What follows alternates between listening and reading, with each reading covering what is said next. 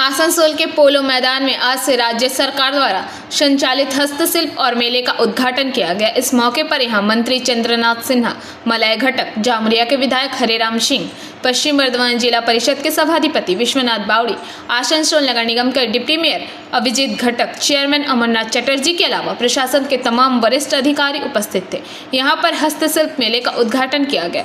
इस मौके पर मंत्री मलय घटक ने कहा कि मुख्यमंत्री ममता बनर्जी द्वारा राज्य में ग्रामीण अर्थव्यवस्था को बढ़ावा देने के लिए प्रयास किया जा रहा है।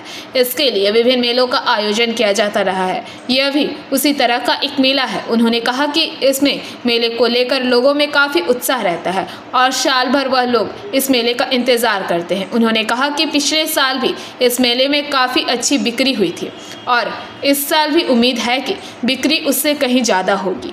उन्होंने कहा कि इसके जरिए स्थानीय अर्थव्यवस्था को बढ़ावा मिलेगा। আগামীকাল শেষ দিন এবং শেষ হওয়ার আগেই আরও একটি মেলা তিনি আসানসোলবাসীকে উপহার দিলেন, এই ক্ষুদ্র শিল্প মেলা। সেই চন্দ্রনাথ সিনহা আজকে উপস্থিত আছেন, মঞ্চে উপস্থিত আছেন আমাদের জেলার সভাধিপতি শ্রী বিশ্বনাথ বাউরি মহাশয়।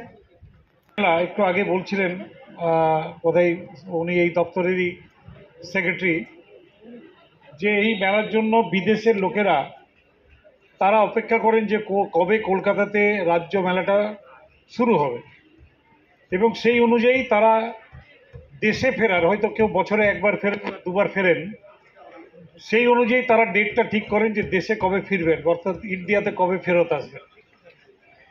এই আসানসোলেও কিন্তু এই মেলাটা ততটাই পপুলার। আমি যেটুকু জানি যে এর আগে যত বছর এই মেলাটা হয়েছে 5 কোটি, 5.5 কোটি, 6 কোটি টাকার বিক্রি হয়েছে প্রতিবার।